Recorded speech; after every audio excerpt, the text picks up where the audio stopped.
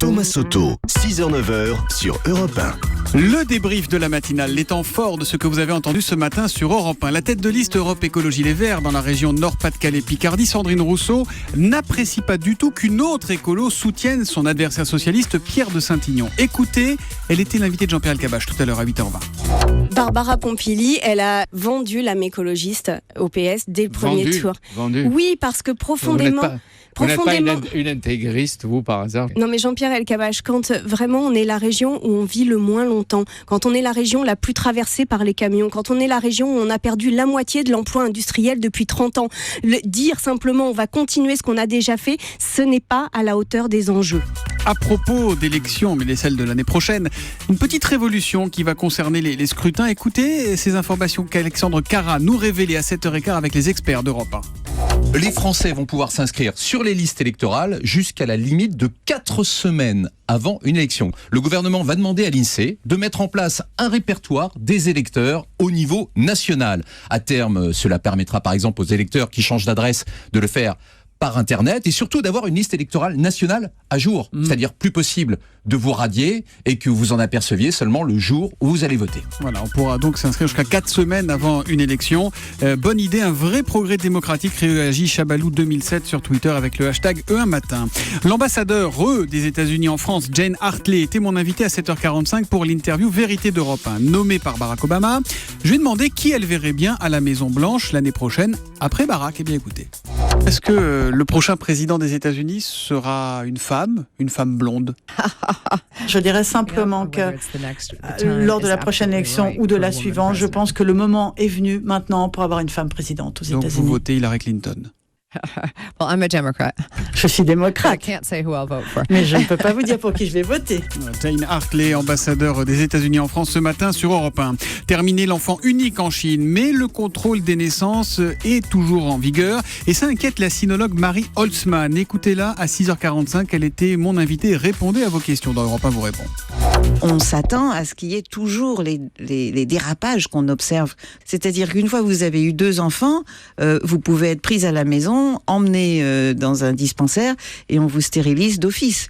Ou si vous êtes enceinte d'un 3e enfant, vous êtes enceinte de 8 mois, si le planning familial décide que c'est trop, on vous emmène, on vous avorte d'office, etc. Ce sont ce genre de violences qui peuvent continuer. Marie Holtzmann, sinologue, ce matin sur Europe 1. C'est bientôt Halloween. Demain, les vampires et les sorcières seront de sortie. Mais ça n'effraie pas du tout notre philosophe Raphaël Enthoven. La morale de l'info, c'était à 7h25. Avoir peur, Thomas, c'est toujours avoir peur de quelque chose. L'angoisse, elle, repose sur l'invisible, le sournois, l'obscur, sur une présence qui, comme la mort, nous hante parce qu'on la pressent sans la connaître. L'obscurité est beaucoup plus terrifiante que des masques sanglants et des fausses dents de vampires.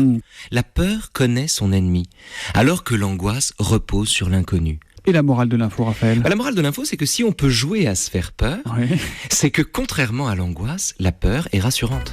Raphaël Enthoven, que vous retrouvez demain de 15h à 16h pour Qui vive sur Europe 1. Et puis sacrilège, à quelques heures de la finale de rugby Nouvelle-Zélande-Australie, ce sera demain, l'entraîneur des kangourous a prononcé l'imprononçable. Écoutez, c'est Jérôme Lacroix qui nous racontait ça dans le journal des sports à 6h10. Michael Cheika, il a brisé un tabou non sans humour hier en conférence de presse. Il a appelé les All Blacks les All Blacks. Une légende veut que les nommer ainsi leur procure un supplément d'âme. La Nouvelle-Zélande, c'est la Nouvelle-Zélande. Les Français sont les Français. La Coupe du Monde, c'est une affaire de nation. Il n'y a pas de grand secret derrière ça. Mais vous voulez que je dise quoi, All Blacks? Eh ben voilà, je l'ai dit.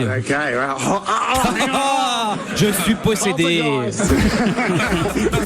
La possession, prochain sujet de Raphaël Enthoven, sans doute sur Europe 1. Ben voilà. Non, voilà pas, car Nikos. demain il y a Nikos, exactement, entre 11h et 12h30, avec un programme encore plus exceptionnel que d'habitude pour sortir du cadre. Il y aura, écoutez bien, Festival de beaux gosses, Alice. Patrick Bruel. Génial. Ça c'est bien. Bradley Cooper. Oh là là, qui sort à vif, le film de John Wells. C'est bien. Oui, Marthe c'est Villalonga. Excellent. Très bien. Oui, c'est ça, vous voilà. irez sur europe1.fr Marthe pour la vidéo. Et puis le groupe Lilywood and the Pricks. Ah, génial. Pour, attendez, deux lives. Écoutez ça, tiens.